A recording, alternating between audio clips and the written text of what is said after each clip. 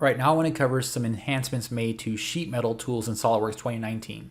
Now, this first tool is called Tab and Slot. This was available in prior releases of SOLIDWORKS, however, they've made some incredible improvements to the tool.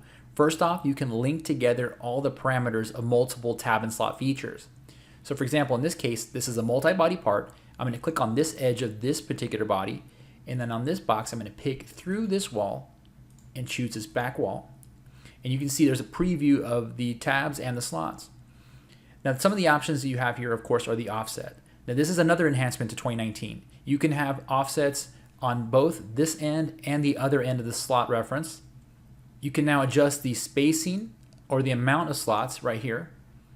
And really importantly, you have more types of corner treatment for those cuts, those slots that you cut into the opposing piece. So it used to be that you only had the sharp corner. Now you have fillets, chamfers, and of course, dog bone.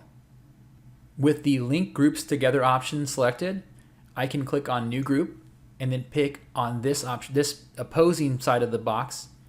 And again, I'm going to choose the other reference. Okay, and you can see those other slots are there. I hit OK.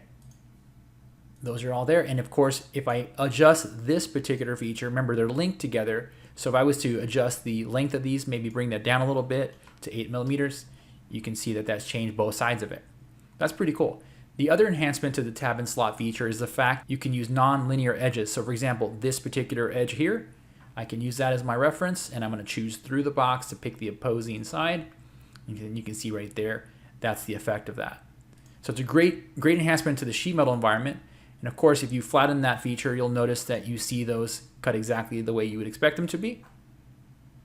So really useful. All right, let's look at another part that will really push the limits of this new feature. So I'm looking at a single body sheet metal part right now, and I want to create a tab and slot that goes across this seam here. In the old days, you'd probably sketch that out with a complicated sketch. Well, the tab and slot feature allows us to do that a lot easier. Now, the thing I want to point out though with this demonstration is that it's a little confusing at first glance. If I pick this edge, for example, here, and then I choose this edge right here as my opposing reference here, I'll just do a select other on that face, you don't see a preview. And that's because there's a new enhancement called no through cut. Well, what this assumes is that when you turn this option on, it's not going to go the tab is not going to go the whole length, or the cut's not going to go the whole length of this opposing piece here. But to get that to work, you have to be aware of a few options here in the property manager. First off, the depth cannot be up to surface. It must be blind. Once that's selected, then you can choose the appropriate reference here. I'm going to do the select other once again, choose this, and now you see a preview.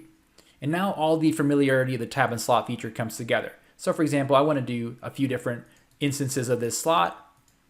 I want to have a little bit of an offset from the ends there. I'm going to do 10. Okay, and you can start seeing it coming together. Other little options you have here are the type of edge condition you have on the tab, and of course the cut that it's going to make. And then this little nifty thing here is the actual offset between the tab and the slot. I'm going to leave it at the default of 0.1 millimeters. Hit OK on that, and you can see we've created a really cool interlocked seam there that we can weld in our machine shop. And of course, if you right click that, you can do a flatten and see what it looks like in the flattened version.